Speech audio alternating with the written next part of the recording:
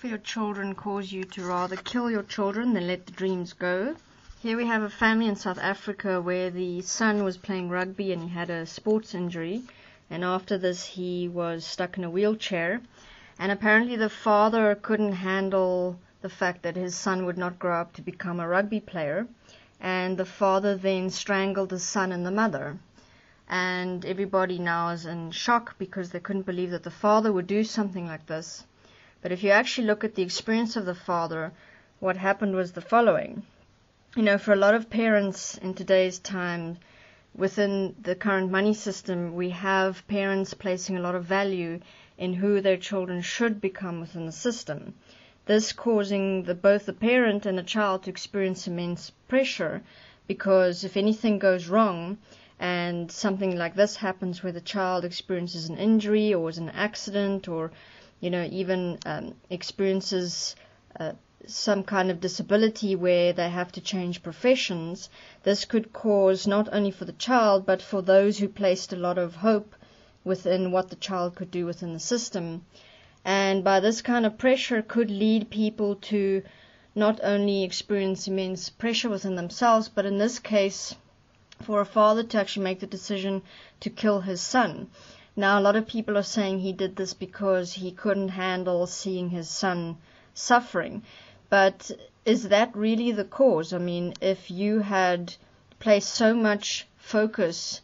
on one child's, academic or sports development, where you spent all your time and money and focus on getting this child developed to a point, and when the accident happens, you actually tell neighbors and friends, look, this is such a shock because now he won't become who I want them to be.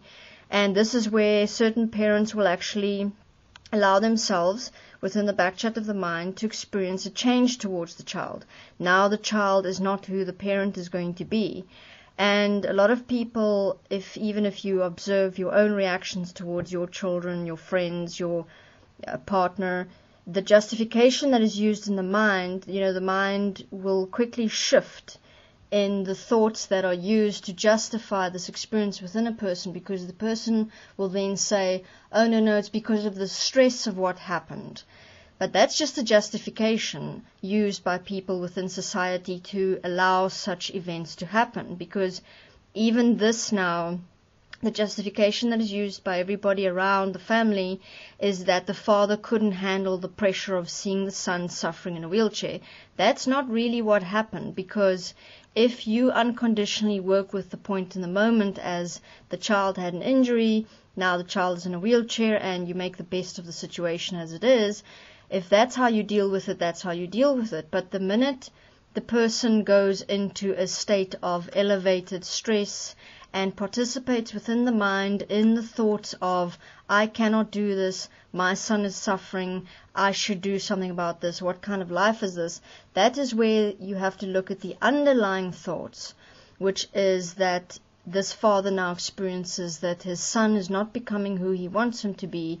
And even if you take that thought construct one step further, you will find that the father had linked this with money and success and power, and that his family should do well for themselves and should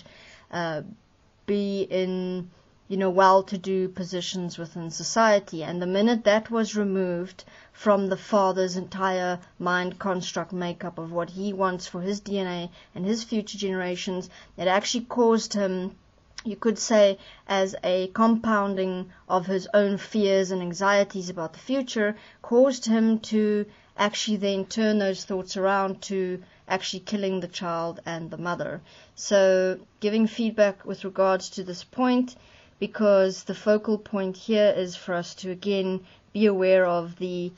value that we place within who we think we should be and our children should become within the system, where it will be tied into fear of loss, fear of not having money. So in an equal money system, for example,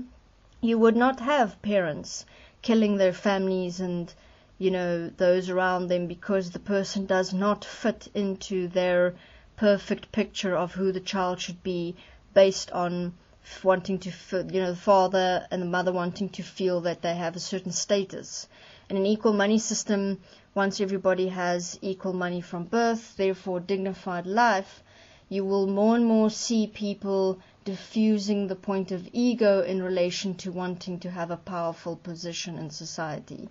Thank you.